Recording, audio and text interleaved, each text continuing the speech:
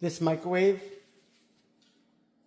only is off when the door is open. Once the door is shut, it automatically starts cooking whatever is inside. In this case, nothing is inside. So the door needs to remain open so it doesn't start a fire. This burner, and this burner work.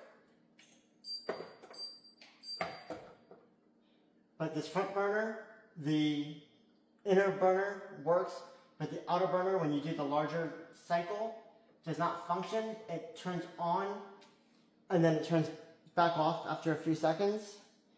And the light is also indicating on that burner that it is not heating.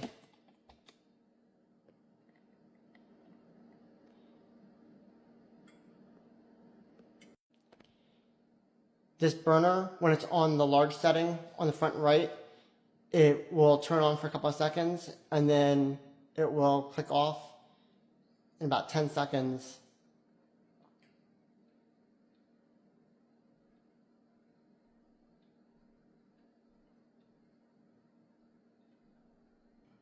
And there it goes.